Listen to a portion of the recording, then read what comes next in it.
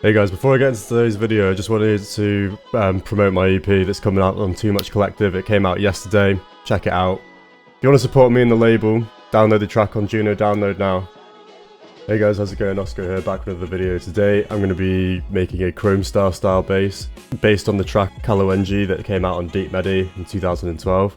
Now, I didn't recreate this track, but I just made like a triplet style track using the sound they used in Kalawanji. Yeah, this is what I've got so far, so check it out.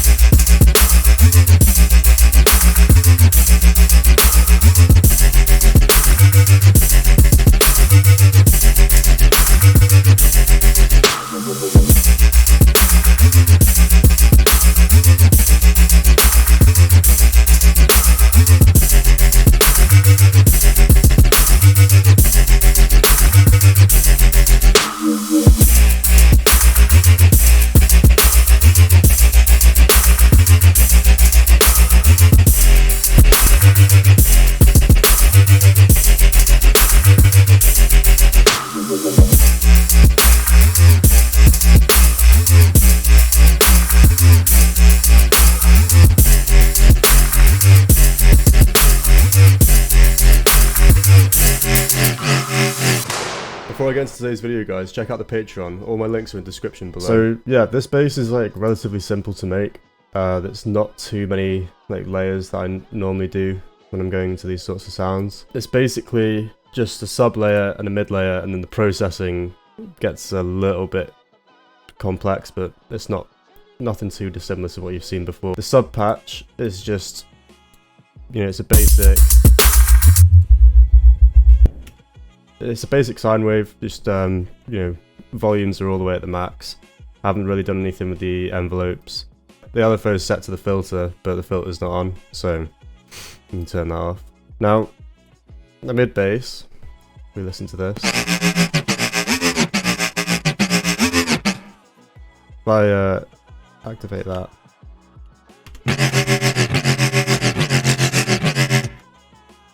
So basically what I've done here is set the outputs to parallel mode, so there's no FM going on an operator here. Operator A is not really doing anything.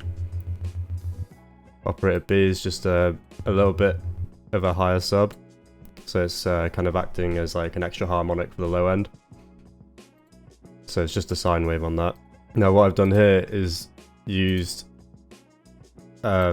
it's basically like a respace, but with square waves, so it's similar to what Khan does with his sounds. So it's just a square wave on one, and the other one is a square wave set at the same volume with the detune set a little bit off. Now that's running into an LFO. The LFO is affecting the filter, and the LFO is set to a half beat on a sine wave, and then the filter is basically sweeping up and down with a high resonance, and I've got that set I've got the filter drive set to the max and the soft shaper set to the max as well on the MS2 setting. Now when you have an LFO, just so that you get it to sound right as well, is normally it's set with all destinations active like this, so it's affecting the pitch. If you turn all those off and then select filter, it'll change the frequency of the filter, so it'll sound like you're sweeping through back and forth rather than getting that pitching thing that you get in operator. After these have gone through out of here, normally it sounds a bit more like that. So it's a bit too full frequency for me, so I banded it out, so I've only got the low mids in here. Now what I've done is basically frequency split the mids and the highs. So if I turn this on and you only listen to the mids without any of this processing on here, and go back. It says OTT here, but what I've done is I've reset all the inputs, reset all the outputs, and reset the frequencies, and basically just soloed the mids, and then soloed the highs on this top one.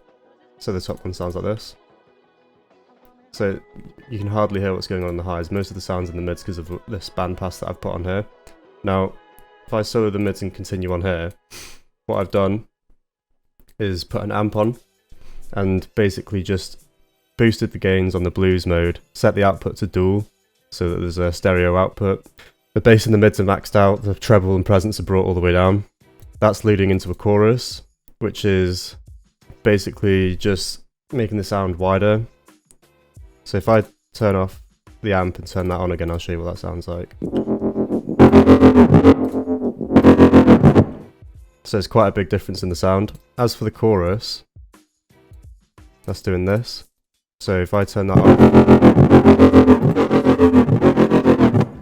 it's just like throwing the, because of like the way that a chorus works, it's it takes a signal, delays it, sets another delay on that signal, and is moving the delay ever so slightly, and then that creates like a Haas effect almost. Normally there's some modulation going on, and I don't think there's any modulation going on in this patch, but it might be a little bit, but the rate is set to like 1 Hertz, so you can hardly hear. It's not like... So those delays between the left and the right channel are moving ever so slightly and creating a little bit of thickness and width. That's going into a flanger. The flanger sounds like this. So basically that's just adding a bunch of high end because I've driven the feedback all the way up, and the delay time again is pretty small. I've got no LFO on there, I've taken that all the way down. Now EQ8 is basically just cleaning up the frequencies, so whatever distortion that was introduced by the amp, I'm basically high passing there, and then the flanger was introducing a load in the high end, so what I was doing is just cutting out the super highs and then boosting those upper mids. If I go back to the high band, so you guys can't even hear that, but it's just a super low signal, so I took an amp and boosted it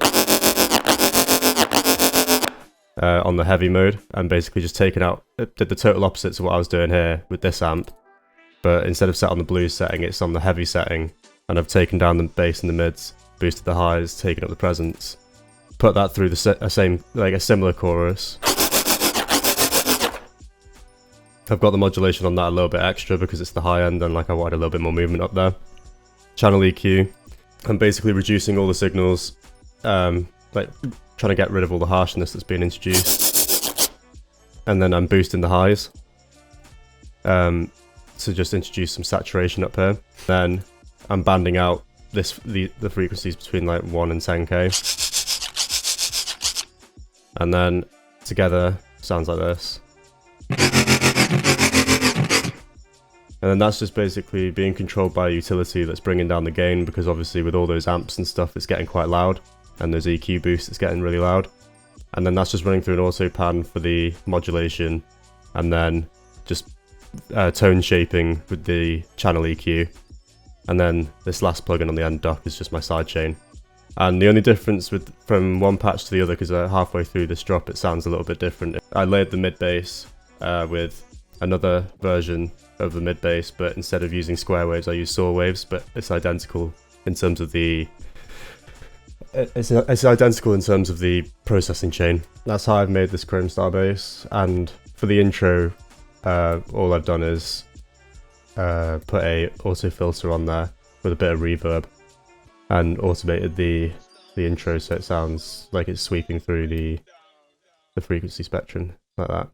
So yeah, that's how I've made this this Kromestar bass. I hope you guys like this video.